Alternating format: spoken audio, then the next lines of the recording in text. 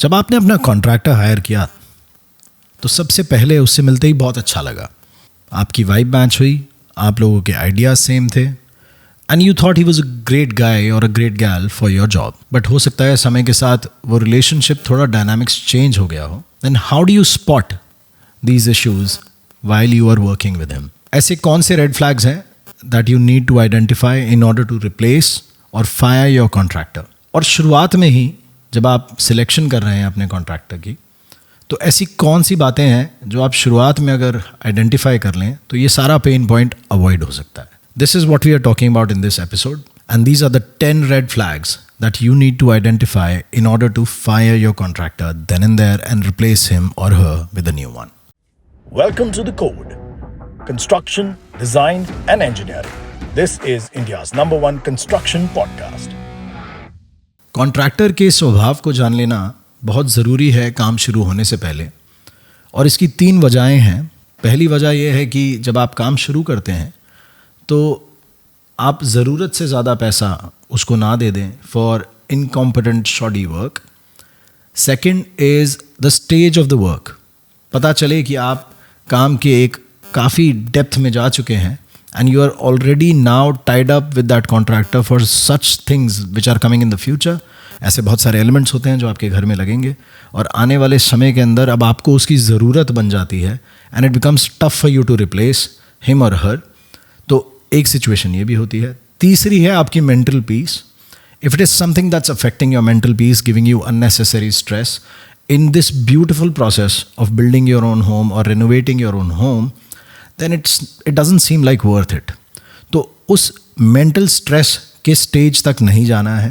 तो शुरुआत में अपने कॉन्ट्रैक्टर का नेचर, स्वभाव, उनकी एबिलिटीज़ को जज कर लेना बहुत ज़रूरी है. और ये वो 10 रेड फ्लैग्स हैं जहाँ किसी भी दौरान अगर आपको ऐसा अनुभव हो, then it would be best advised for you to replace your contractor and find a new one, even to maintain your relationship out in the society with these people so that we don't turn bitter and we don't give ourselves that stress. Red flag number 10, asking for too much money up front. शुरुआत करते ही अगर कोई आपसे 15% या उससे ज़्यादा का advance मांगे, that is not a good sign of things and it's definitely a red flag. उसकी वजह ये भी हो सकती है कि आपके कॉन्ट्रैक्टर के पास इनफ क्रेडिट नहीं है to fund the beginning of your project, which is definitely something that will become a problem as you keep going on in the future. शुरुआत में ही ये एक बहुत बड़ा रेड फ्लैग है, आप इसको अवॉइड कर सकते हैं. एक वजह ये भी हो सकती है कि कुछ प्रीवियस जॉब्स में उनकी गलतियां हुई हों और उनकी कुछ पेमेंट्स पीछे से स्टक हों जो पहले के प्रीवियस क्लाइंट्स हैं उनके, and they probably don't have the fund to actually begin your project because of that reason. तो जो आपसे एडवांस ज़्यादा मांगा जा रहा है उसकी एक वजह ये भी हो सकती है कि वो प्रीवियस प्रोजेक्ट्स की जो लॉस है या जो भरपाई है वो वहाँ करें और आपका काम सफ़र करें. So this is definitely a big red flag for you to avoid. Red flag number 10 में एक और इनलेट फैसेट है जो है एक लोअर बिड. कि अगर कोई आपको एक लो कोटेशन देता है और ये बोलते हैं कि वो लो कोट आपको इसलिए दिया गया है कि आपका घर उनके लिए एक शो स्पेस रहेगा और उसको दिखा के वो दुनिया से और काम लेंगे, and he is doing you that favour where he wants to build his own portfolio by building your own home, इसीलिए कंपटीशन से वो आपको कम प्राइसिंग दे रहा है. वो अपने आप में एक रेड फ्लैग है, because I don't think that lower cost should be the reason for somebody to showcase their portfolio.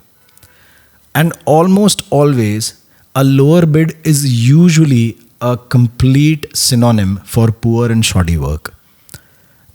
It's as simple as that. Red flag number 9, your contractor keeps strange hours. सुबह 10 बजे Monday आपकी site पर क्या situation है, या Tuesday को दोपहर में 2 बजे आपकी साइट पर क्या सिचुएशन है, या उस हफ्ते के दौरान फ्राइडे शाम को 3 बजे 4 बजे आपकी साइट पर क्या सिचुएशन है. क्या वर्कर्स टाइम पर आते हैं, क्या वो टाइम पर लंच करते हैं, क्या वो टाइम पर काम निपटा कर शाम को सब चीज़ साफ़ सफाई कर कर जाते हैं. What is the discipline of the workforce that your contractor has employed? उनका टाइमलीनेस एक बहुत बड़ा इंडिकेटर है आपके कॉन्ट्रैक्टर के दिए गए डिसिप्लिन और सेट रूल्स का. अगर टीम टाइम पर आती है, काम टाइम पर करती है, टाइम से घर जाते हैं, वो एक बहुत अच्छा प्रोग्रेसिव मेथड है for you to build on time and to finish your job on time. फ़र्ज़ करिए अगर वर्कर ही 12 बजे आए हैं, 1-1:30 बजे लंच होता है, और लंच ऐसा होता है जो 1 घंटे तक खिंचता है, और 4-5 बजे पैकअप हो जाता है.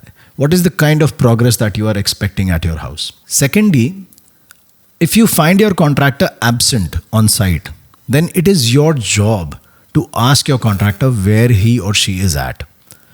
कई बार वो कॉन्ट्रैक्टर आप ही के घर के लिए कुछ मटेरियल खरीदने गए होते हैं, कई बार कोई पेपर वर्क करवाने गए होते हैं, कई बार कोई इलेक्ट्रिक मीटर्स के लिए गए होते हैं, कई बार वाटर मीटर्स के लिए गए होते हैं. There are so many things in a house.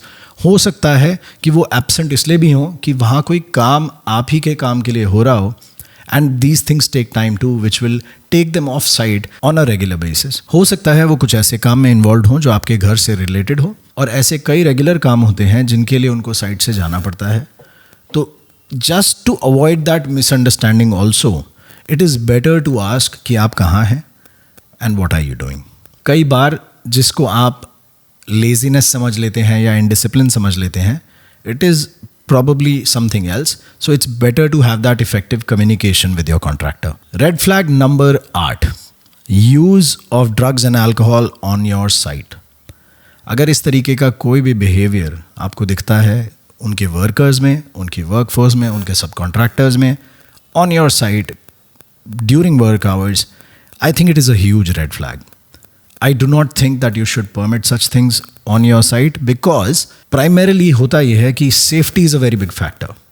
और अगर कोई वर्कर intoxicated होकर या किसी एक मोमेंट में हाई होकर काम कर रहा है, it becomes a safety hazard for them also and for the other workers who are working alongside them. Cutter machines होती हैं साइट पर नेल्स होते हैं साइट पर, ऐसे कई एलिमेंट्स होते हैं जिनसे चोट लग सकती है. It's a hazardous job, it's not an easy job. And the use of drugs and alcohol on the site, especially during work hours, is not permitted. Post work, when they go to their homes, when they leave your site, whatever they do is up to them. That is something that nobody can govern, and it's not our right also. It is our job as homeowners to ask your contractor to keep a disciplined workforce, especially in such matters. Red flag number 7. काम की शुरुआत में अगर आपका contractor एक basic contract या agreement या MOU आपके साथ साइन करने में हिचकता है, that is a very big red flag. एक पेपर पर एक प्रॉपर अंडरस्टैंडिंग होनी चाहिए, सेट ऑफ रूल्स होने चाहिए, एक दूसरे के स्कोप ऑफ वर्क होने चाहिए, पेमेंट टर्म्स होनी चाहिए, and all these things need to be hashed out immediately in the very beginning. कोई भी कॉन्ट्रैक्टर अगर ये चीज़ अवॉइड करना चाहता है, then they are not being accountable at all.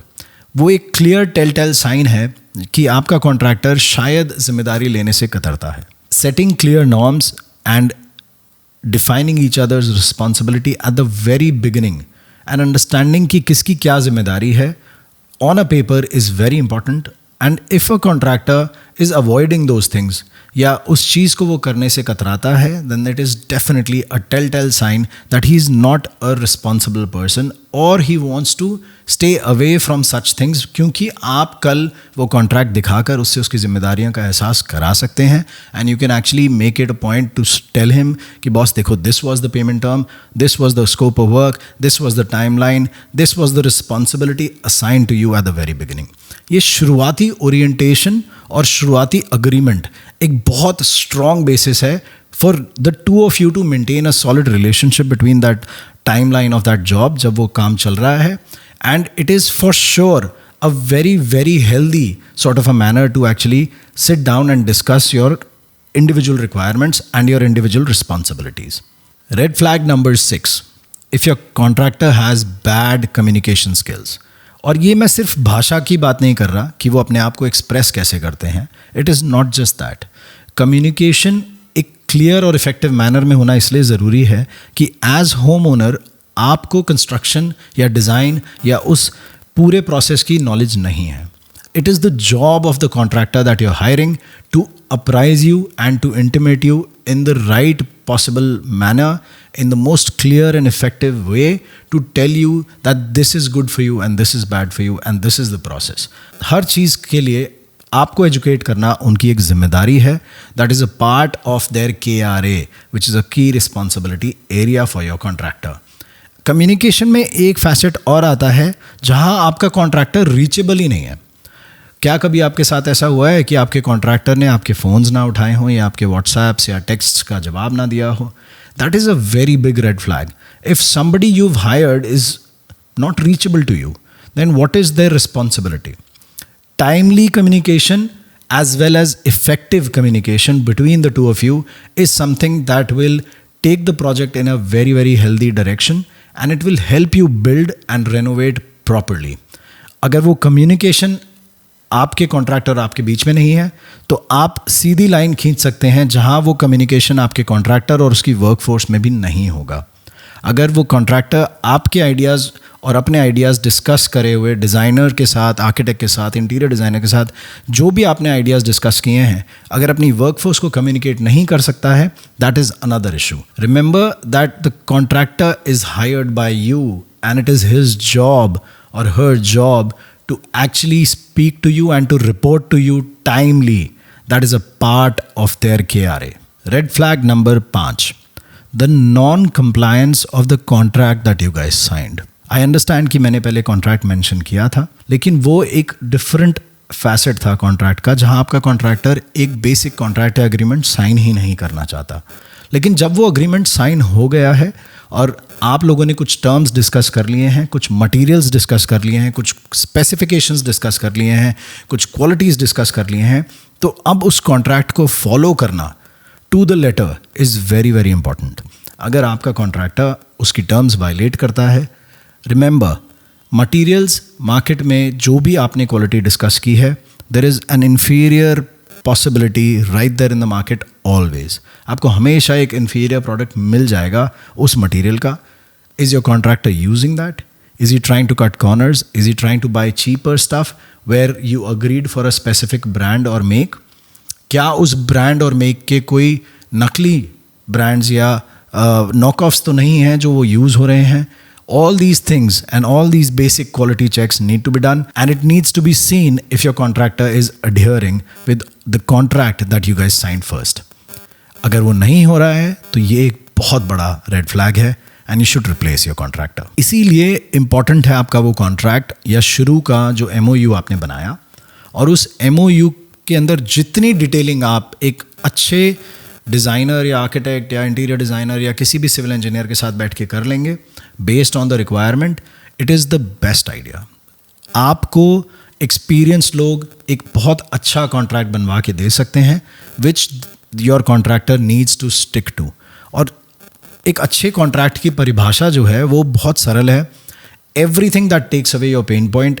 It answers pretty much all your questions pertaining to the materials, pertaining to the quality of standards, pertaining to the codes, pertaining to any sort of a labor employment, any sort of subcontractors कि कौन subcontractors ये काम करेंगे आपके घर पर या आपकी बिल्डिंग में. सब कुछ mentioned होता है उस contract के अंदर at the very beginning of things. हमेशा you can bounce back to that first meeting or that first signing of contract whenever there is a conflict. और उस contract के अंदर कई exit clauses भी होते हैं कि अगर ऐसा होगा तो ऐसा होगा. If this is not according to me, then this is the penalty.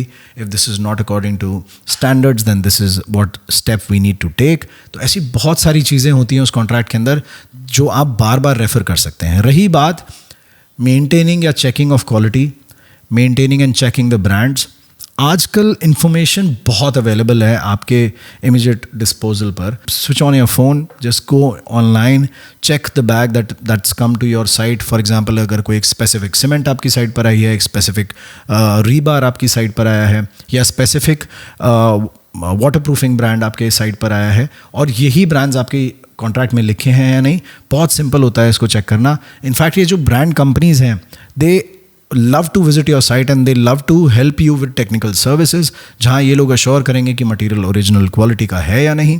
And this can be stretched out till the very last stages of your house, even in the finishing stage, जहाँ आप sanitary items लगा रहे हैं, lighting लगा रहे हैं, पत्थर आपने लगाया, या आपने जो भी प्रोडक्ट या मटेरियल सिलेक्ट किया है, quality checks can be done by those brand companies as well. कि कोई भी counterfeit material नहीं है, कोई भी knock off नहीं है, कोई भी cheaper variation नहीं है. You can always ensure a good brand that you've initially agreed on. अगर आपने open source छोड़ दिया या अगर आपने open to discussion later छोड़ दिया, then that is again an issue that will crop up later. But contractual obligations एक अपने आप में एक पूरा पॉडकास्ट है. May be we will record about it later and tell you and inform you more about it. Red flag number 4. Does your contractor manage subcontractors poorly? Behaviour क्या है आपके कॉन्ट्रैक्टर का on site, and specially when you are not there. If there is a way for you to find out how your contractor is treating the subordinates, how your contractor is treating his labor. Is he paying them on time while you are paying him on time? Is he getting their full potential on the site and utilizing their abilities completely on your site? ये छोटे छोटे factors हैं जो आपके घर बनाने के process के टाइमिंग को बहुत ड्रास्टिकली चेंज कर सकते हैं. If the subcontractor is not managed properly, then your time line can increase by anywhere up to 50% easily. अगर किसी भी प्रोसेस में 3 दिन लगने हैं और आपके सब कॉन्ट्रैक्टर से आपके मेन कॉन्ट्रैक्टर ने ठीक से कम्युनिकेशन नहीं किया या उसको ठीक से गाइड नहीं किया, या एक जो हम बार बार बोलते हैं उसको चाल नहीं दी कि उसका काम हो सके, then that job will extend up to a week, 10 days, 15 days, and you do not want that. Whenever a subcontractor is on site, उसको टाइमली चाल मिलना बहुत ज़रूरी है. उसको टाइमली अपना काम करने के लिए एक स्पेस मिलना बहुत ज़रूरी है, और उसके अलावा टाइमली मटेरियल्स मिलना बहुत ज़रूरी हैं. So all the small factors actually create a bigger result. Timely delivery with good quality and with good workmanship, सब कुछ इस पर निर्भर करता है. फ़र्ज़ करिए आपके सब कॉन्ट्रैक्टर को टाइम ही नहीं मिला, या स्पेस नहीं मिली, या चाल नहीं मिली, और लास्ट मोमेंट पे जब आप आते हैं और आप अपने कॉन्ट्रैक्टर से बात करते हैं या आप सब कॉन्ट्रैक्टर से बात करते हैं, and you point out the flaws and you से भैया कब तक काम करते रहोगे आप कितने दिन और लेंगे. What happens is there is that rush of work now. अब वो जल्दबाजी में काम होगा और वो गलत काम होगा और वो फ्रस्ट्रेशन में काम होगा, and the quality will take a dip.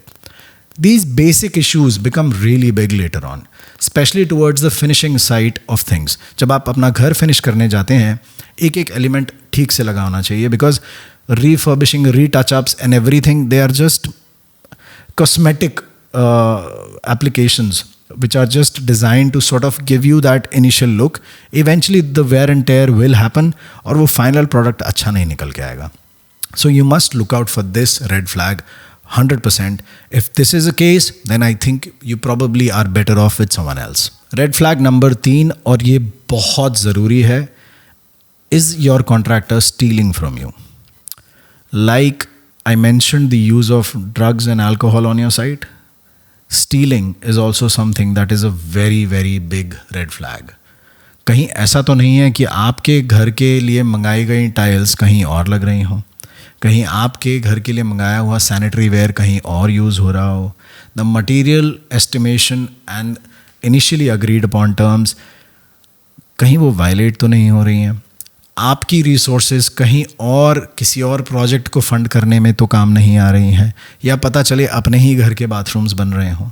I understand that these things sound awful, but ऐसे केसेस हो जाते हैं. कभी कभार कुछ लोग ऐसा काम कर देते हैं, और अगर ऐसा हो रहा है तो I think it's a very basic flaw that needs to be addressed immediately, and that contractor needs to be immediately sent home saying thank you, I don't think it will work like this with us. ये एक basic चीज़ है. अगर आपका contractor ऐसी कोई activities में involve है आपके घर पर, तो बाकी सब कॉन्ट्रैक्टर्स भी कुछ ना कुछ इस तरीके की फ्रीडम लेकर आपको मिसयूज़ कर सकते हैं. आपके रिसोर्सेज और आपके पैसे का मिसयूज़ हो सकता है. It is better to observe such things, keep a site in charge on your sites, maybe involve a PMC. So there are people available to do such things for you, maybe install cameras, basic things. But solution आपको ढूंढना है, how you can curb such activities. कोई भी जानबूझ के इस तरीके का नहीं करता है शुरुआत में, बट अगर कुछ लोग करते भी हैं, then there needs to be a system in place where you can keep a stock register on your site कि क्या मटेरियल आया, क्या यूज़ हुआ, कितना रह गया. बहुत बेसिक इश्यूज़ हैं ये, and they can save a ton of money and ton of actually save you from a lot of mental health issues later on, because stress is a very very big problem while building or renovating your home. So this is a red flag which is a universal big no, and you need to stay away from such contractors. Red flag number 2, क्या आपका contractor guidelines और codes को follow करता है? You have hired an architect और a civil engineer और a structural engineer there for a reason, because professionals understand the codes. National building code बहुत expensive है अपने आप में, और कंस्ट्रक्शन या रीमॉडलिंग या डिज़ाइनिंग के हर तरीके का फैसेट उसमें अच्छे से मैंशनड है. The right practices, the right materials, the right IS standards, everything is mentioned in the code. Is your contractor following those codes which were specified in the design of your house, which was specified in every element that's there by the professionals that you hired? अगर वो follow नहीं कर रहे हैं, उसका कहीं ये वजह तो नहीं है कि शायद कुछ अड़चन है साइट पर या वो सोल्यूशन किसी और तरीके से निकाला जाएगा. Because finding a solution which is out of the box is definitely creativity, for sure, yes, but it should be mutually agreed with your professionals on site. Your architect should be a part of that discussion, your civil engineer should be a part of that discussion if there is something pertaining to a civil work. अगर सिर्फ एक design की बात हो रही है या interior वाली जॉब की बात हो रही है, then your designers need to sit down with you and your contractor and it needs to be sort of discussed in detail so that there is no long term repercussion या problem आपके घर के अंदर. ऐसा कुछ नहीं होना चाहिए कि आने वाले समय में वो फॉल सीलिंग क्रैक हो जाएगी या जॉइंट्स खुल जाएंगे या स्क्रूज लूज हो जाएंगे या वाटर प्रूफिंग इश्यूज आएंगे या कहीं शॉर्ट सर्किट होगा. For all these things, if the contractor just follows the right codes which have been specified or guided to him or her by your professionals, by your architects, by your civil engineers, I think you will build a very, very sound house and you'll do a very, very sound renovation job for yourself. But if your contractor is unwilling to do that, unwilling to learn, unwilling to grow, unwilling to actually accept such things, I don't think that person is the right person for you. I don't think you need to work with such a person. I think you can replace them and find better professionals out there who are always going to be evolving with you, with your professionals, and it will make the process of building or renovating so much more joyful. You have no idea. Red flag number 1. Can your contractor not solve problems? There is a reason why you hired your contractor. You are not the area expert. उससे एक competency की expectation है आपको. क्या आपका contractor timely काम कर सकता है, सही काम कर सकता है, या जो प्रॉब्लम्स साइट पर आती हैं उनको सॉल्व कर सकता है. You have not hired him for shoddy work और अनटाइमलीनेस और not finding the right solutions. किसी भी घर का बनना या किसी भी घर के रेनोवेशन का होना एक सीधा काम नहीं है. इश्यूज आएंगे, टूल्स टूटते हैं, लोग छुट्टी पर चले जाते हैं, लेबर की अनअवेलेबिलिटी हो जाती है, मटेरियल्स की शॉर्टेज हो जाती है, प्राइसेस अप एंड डाउन हो जाते हैं, वेदर चेंजेस होते हैं, कंस्ट्रक्शन बैन्स भी लगते हैं नॉर्दर्न इंडिया जैसी रीजन्स के अंदर, और भी एक्सटर्नल कई फैक्टर्स हो सकते हैं. बट क्या आपका कॉन्ट्रैक्टर उन सारी दुविधाओं का कोई सोल्यूशन निकाल के आपको दे सकता है? That is where the competence of your contractor lies in. That is why you have hired the contractor. That is where he will or she will separate themselves out completely from the regular basic people who don't understand how to solve such situations and take your pain away. अगर सही competent contractor आपने hire किया, वो आपके time, money और mental space के लिए इतना बड़ा वरदान है कि आप thank you बोलेंगे सुबह उठते every day, because it is very important to hire that right person. अब problems क्या है? India is a country of जुगाड़. जुगाड़ ज़रूरी नहीं कोई बुरी चीज़ हो. जुगाड़ एक on the spot spontaneous solution भी हो सकता है. जुगाड़ एक क्रिएटिव सोल्यूशन भी हो सकता है which is very much needed pretty much in every site. आप किसी भी रेनोवेशन जॉब में देखें तो हो सकता है आपकी जो इनिशियल ड्राइंग बनी हो और जब आपकी साइट एक बेयर शेल बनी है जहां आपने सारे एलिमेंट्स हटाए और आप री मॉडल या रीडू कर रहे हो अपने घर को, तो वो घर अपनी स्ट्रक्चरल इश्यूज़ दिखाता है, वाटर सीपेज इश्यूज़ दिखाता है, may be some electrical and plumbing issues दिखाता है, और वो सारे इश्यूज़ का एक सोल्यूशन निकालना बहुत ज़रूरी होता है. कई बार क्या होता है, पुरानी बिल्डिंग्स में रेन वाटर पाइप्स कहीं से जा रहे होते हैं, या आप जो हमारी सेप्टिक टैंक के पाइप्स होते हैं वो किसी दिशा से जा रहे होते हैं, या फिर उनमें भी कुछ प्रॉब्लम होती है, उन्हें सॉल्व करना पड़ता है. There are so many an number of issues that will come while you build or renovate. Is your contractor capable of handling those issues and finding a solution for them? ये एक बहुत बहुत important part है. और अगर बार बार वो contractor आपको fail कर रहा है to find the solution and you have to actually go out and look for a good solution and you have to find another professional to do it, then what is the use of your contractor being there. समय आ गया आपको अपने contractor को बदलने का।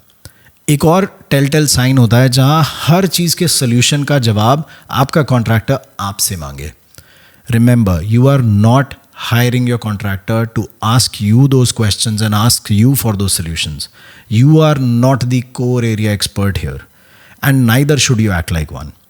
There is a reason why you've hired that person. They should have the answers. जहां आपके कॉन्ट्रैक्टर ने आपसे सॉल्यूशंस मांगना शुरू करे, आप समझ लीजिए कि उसने अपना ओनस और अपनी अकाउंटेबिलिटी आपके हाथों में रख दी है। अब वो डिसीजन जब गलत होता है, then you are the one who is responsible for it. Have you created this situation yourself? क्या आपने उसको क्वेश्चन कर करके या उसके हर चीज़ को मिसट्रस्ट करके इस पोजीशन पर आप पहुंचे हैं? I think this needs to be looked into.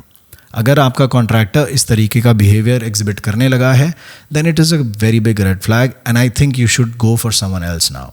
So all these factors are underlying causes for you to fire your contractor then and there. And remember that building it right the first time is something that I've been stressing on regularly on this podcast. And it takes time and patience to build your home right the first time. You need to nurture your home in such a way that every element that goes in should be timely done, should be done in a specific manner, should be done stage wise, with the right consultants in place, with the right knowledge and with the right expertise. It is a joyful process to build your home, and I hope that you are enjoying while building your home or renovating your home. So thank you for watching us. Thank you for listening in. Until we meet again, this is The Code, India's number 1 construction podcast. और construction design और engineering के इस सफ़र में हम आपके साथ चलते रहेंगे। If you have any questions, write to me at India's number 1 construction podcast @gmail.com. You can follow me on Instagram @India's number 1 construction podcast and message me there. Have a great day.